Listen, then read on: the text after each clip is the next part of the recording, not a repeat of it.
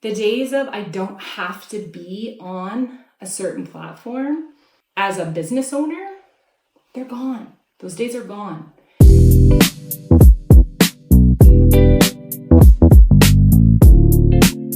Okay, so today I want to talk about AI and share with you what we've learned, what we're learning from our perspective here at BiocleanLloydminster. One of the things that we tell people is AI isn't going to replace you, but it is going to change how we work.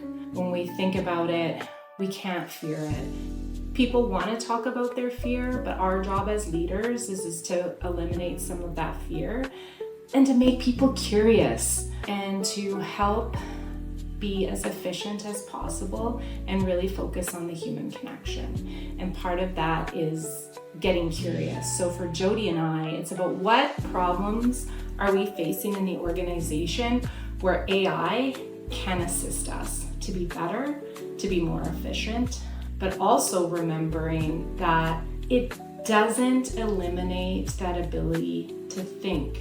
We still have to actually have a foundation of knowledge. But it's like anything, when we're learning it, we have to build off that basic competency and just keep working at it. That final report that you're uploading, that final email that you're sending, still requires you to have a foundation. You have to put your name to it. So you want to proof it, you want to edit it, you want to make sure that have been fact checked if you're not sure. So again, the proofing and the editing. You also need to start using it. I hear so many people talking about, I don't know where to start. There's so much information out there. There's different platforms that you can use, yes. Pick one. When I first started, it was ChatGPT, then Perplexity, then Cloud, and just continuing, Gemini, Copilot. And one of the things that we're really trying to work at BiocleanLloyd is we've got somebody who's drafted a policy. We're really working at getting buy-in on what the one platform is, because if you want to use this the most effective way that you can, you do have to pay for it. Because again, these are learning models. So they need to understand. And if you're just doing free all the time, there's risk as well to maybe potentially some of the documentation that you're uploading, but it's also not giving that chance to kind of get to learn and understand what you do, where you're thinking. Some people aren't great at report writing, let's just face it. Their writing skills aren't the greatest, their editing skills. So if they're using it as an assistant to make more professional communication and better reports, I think that's an excellent thing. It's still their thoughts, it's still their information. They're still required to fact check, like I talked about earlier. We have people using video out in the field to explain to an adjuster, but using AI overview. We've developed scoping tools with AI that's actually working for our teams out in the field and making sure that we're not missing codes, and we're kind of continuing to evolve in that. We've got On Circle, and we're using the AI contents, which is actually allowing us to be more efficient in listing. And again, AI is no different than a human. There's going to be mistakes. You have to double check, and I just keep reinforcing that. I've personally been using it as a strategic partner, creating different agents for me that assist me on different tasks. I've used Perplexity for a lot of market research. They used to take me hours. And really, it's about how are you challenging some of those assumptions when they're giving them back to you? Are you feeding it what you want? And are you asking it for sources and then going to the sources and making sure that the information, that still is part of it, but it really saves time. And there's multiple other avenues that we're using it. Those are just a few. I think the other thing that I like to address is, I know I've also heard, well, insurance companies are going to use it for their advantage. Well, we have the same ability, but really what's become clear is documentation matters.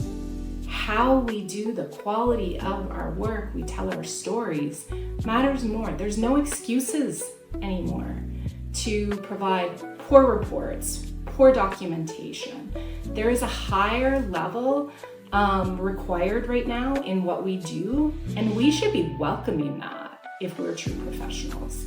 The biggest thing I want people to understand is that the thing that AI is never going to replace is the human experience. And whether that's how we lead people and talk to people and build teams, people are looking for community. They're looking for human connection.